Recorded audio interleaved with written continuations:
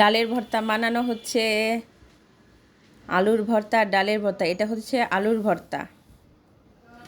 এই তো, আসসালামু আলাইকুম বন্ধুরা, চলে আসলাম নতুন আরেকটি ব্লগ নিয়ে। আমরা আমাদের বাসার সবাই মিলে ভর্তার আয়োজন করছি। এটা আমার আরেকটা জা, এরা সবাই আমার জা।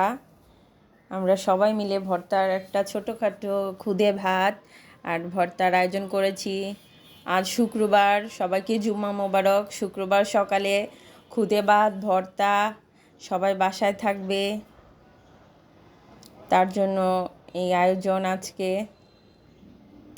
এই তো ভাতটা একদম গরম ধোয়া উঠছে, সুন্দর ঘ্রাণ বেরোচ্ছে।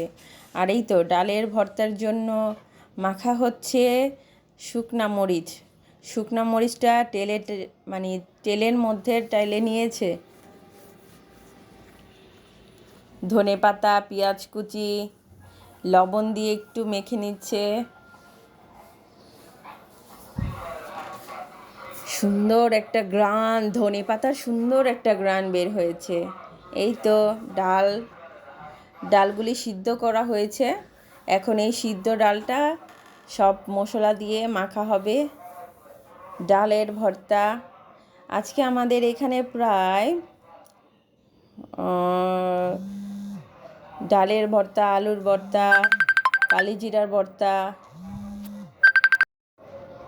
এই তো এটা হচ্ছে কালিজিরার ভর্তা, আদা রসুন পেঁয়াজ সব কিছু দিয়ে। এটা হচ্ছে লইট্টা শুটকির ভর্তা বাটা হচ্ছে। এই তো সব রকমের ভর্তা রেডি। 1 2 3 4 5 আইটেমের ভর্তা, খুদের ভাত, ডিম ভাজি, দারুণ। সবাই মিলে খুব এনজয় করেছি।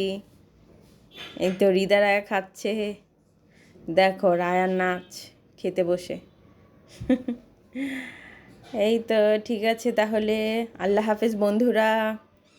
আমাদের আবার নতুন ব্লগ আসার জন্য সবাই অপেক্ষা করবেন। আর এই ব্লগটি ভালো লাগলে সবাই লাইক কমেন্ট শেয়ার করে দিবেন।